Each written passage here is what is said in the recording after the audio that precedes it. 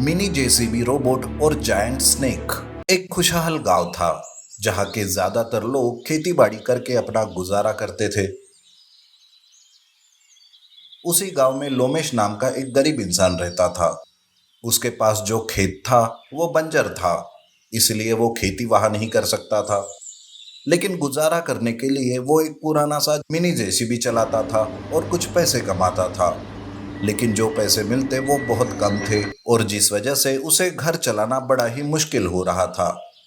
तभी एक दिन उसकी पत्नी कहती है, सुनिए, क्यों ना हम हमारी बंजर जमीन को खेती के लायक करें। दूसरों के खेत पर मैं काम पर जाती हूँ, इससे अच्छा है कि हम खुद की ही खेती करें। अरे पर पता है ना कि हमारा खेत बंजर है, वहां पानी की भी कोई सुविधा नहीं है, फिर हम खेती कैसे कर सकते हैं। अरे अगर हमने मन से ठान लिया और कड़ी मेहनत की तो सब हो सकता है। हम हमारे जेसीबी से खेत की खुदाई करेंगे और फिर जमींदार से कुछ कर्जा लेकर खेत में कुआं भी खोद लेंगे। अरे पर वो जेसीबी भी पुराना है और पता नहीं वो कितने दिन साथ देगा। लेकिन तुम कहती हो तो एक बार कोशिश करके तो देख ही सकते हैं। तब लोमेश दूसरे ही दिन खेत में काम करने के लिए तैयार होने लगता है। बाकी गांव वाले भी अपने अपने कामों में लगे हुए थे कि तभी अचानक से जमीन में हलचल सी होती है। गांव वाले घरों से बाहर निकल आते हैं। देखते ही देखते गांव के बीचों बीच से जमीन में दरार पड़ती है। वहां से कुछ आवाजें आने लगती है। तभी गांव का एक आदमी मनोज कहता है, अरे लगता है इस अंडरग्राउंड में कोई भयानक सा जानवर छुपा हुआ है। अरे गांव वालों, हमें उस जानवर को बाहर नहीं आने देना होगा। हिम्मत और बिना डरे इसका मुकाबला करना होगा। मनोज गांव वालों का हौसला बढ़ा रहा था कि तभी उस दरार को चीरते हुए एक भयानक विशाल सा सांप बाहर आता है, जिसे देखकर सब डर के मारे कांपने लगते हैं। किसी के मुंह से कोई आवाज नहीं निकलती। तब वो विशाल सांप फन फैलाए सभी को देखता रहता है। तब मनोज कहता है, देखो गांव वालों, ये विशाल सांप हमें कुछ नुकसान पहुंचाए इससे पहले हमें इसे मारना होगा, नहीं तो बड़ा ही अनर्थ हो जाएगा। अरे पर इतने विशाल सांप को हम कैसे मार सकते हैं। अरे विशाल सांप आग से डरते हैं, हमें इसे आग से ही डराना होगा। चलो सब मिलकर हम मशाले जलाते हैं।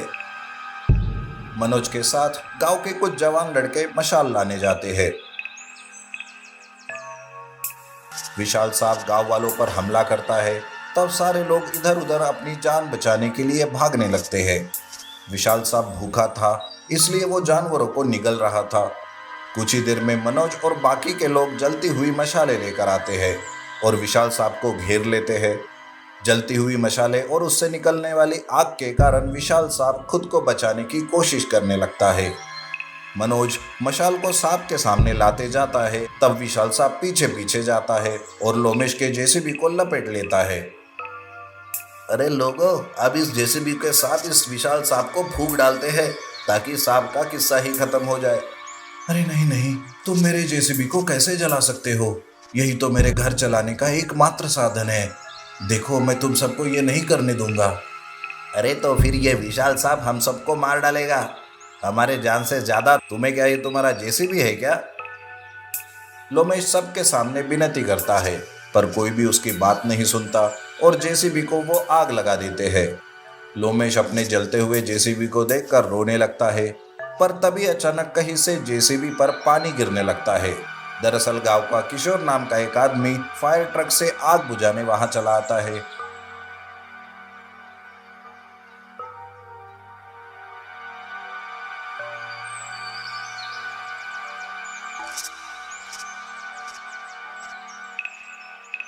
सुनो किशोर, तुम्हारा बहुत बहुत धन्यवाद। तुमने मेरा जेसीबी खाक होने से बचा लिया। अरे किशोर, तुम पागल तो नहीं हुए ना? अरे तुम जेसीबी को नहीं बल्कि विशाल सांप को बचा रहे हो। तब तक विशाल सांप घायल होकर उस जेसीबी को छोड़कर अंडरग्राउंड में वापस चला जाता है। सारे गांव वाले किशोर को भला बुरा कहने लगते हैं। अरे कितना भी कोस लो, पर जो तुम लोग कर रहे थे वो गलत था।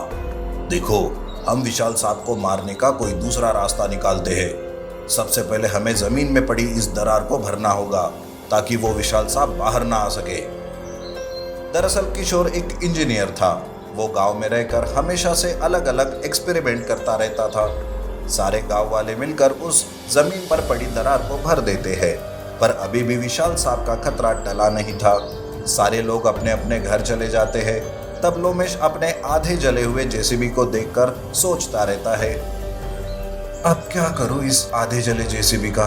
मेरे हाथों से तो सब कुछ चला गया। अब मैं क्या करूं समझ नहीं आ रहा। तब लोमेश अपने जेसीबी को वहीं छोड़कर घर चला जाता है। उसके घर पर सारी बातें सुनकर बीवी और उसमें मातम सा छा जाता है। किशोर को भी लोमेश के बारे में सोचकर बड़ा बुरा लगता है। तब वो उस आधे जले जेसीबी को अपने लैब ले जाता है और उस पर कुछ काम करना शुरू करता है। इधर दूसरे दिन लोमेश अपने जेसीबी को ना पाकर और भी दुखी हो जाता है, लेकिन उसे कुछ परवाह नहीं रहती। उसकी पत्नी लोमेश से कहती है, सुनिए, अब तो हम ये गांव छोड़कर शहर चलते हैं। वहीं पर कोई छोटा मोटा काम करके गुजारा कर लेंगे। हाँ तुम सही कह रही हो, कल सवेरे ही हम ये गांव छोड़कर चले जाएंगे। दूसरे दिन लोमेश और उसकी पत्नी गांव छोड़कर जाने लगते हैं कि तभी वहां किशोर उसके मिनी जेसीबी के साथ आता है। लोमेश का मिनी जेसीबी बिल्कुल ठीक हो गया था, वो एकदम नया सा दिख रहा था। अरे लोमेश, अब तुम्हें ये गांव छोड़कर जाने की कोई जरूरत नहीं है। तुम इसी जेसीबी से काम करके अपना गुजारा कर सकते हो। और हाँ, अब तुम्हारा ये जेसीबी बड़ा ही एडवांस बन गया है। किशोर, सच में मैंने तो आस ही छोड़ दी थी, पर तुम्हारी वजह से फिर से उम्मीद जाग उठी। वो दोनों खुशी से बातें कर रहे थे कि तभी अचानक वो विशाल सांप फिर से अंडरग्राउंड से बाहर आता है। इस बार उसका गुस्सा बहुत ही ज्यादा था। वो बाहर आते ही बस तबाही मचाने लगता है। तब किशोर मिनी जेसीबी को एक रोबोट में बदल देता है। रोबोट उस विशाल सांप के सामने आकर उसे रोकता है और उसके साथ लड़ाई करता है।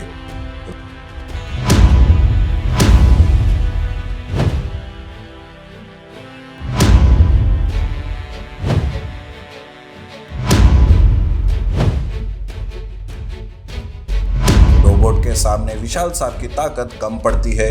रोबोट विशाल सांप को मार देता है और उसे उसी अंडरग्राउंड में वापस गाड़ देता है। तभी वो रोबोट मिनी जेसीबी में बदल जाता है। लोमेश कहता है, अरे किशोर, ये सब क्या है? लोमेश, अब ये रोबोट हमेशा तुम्हारे पास रहेगा।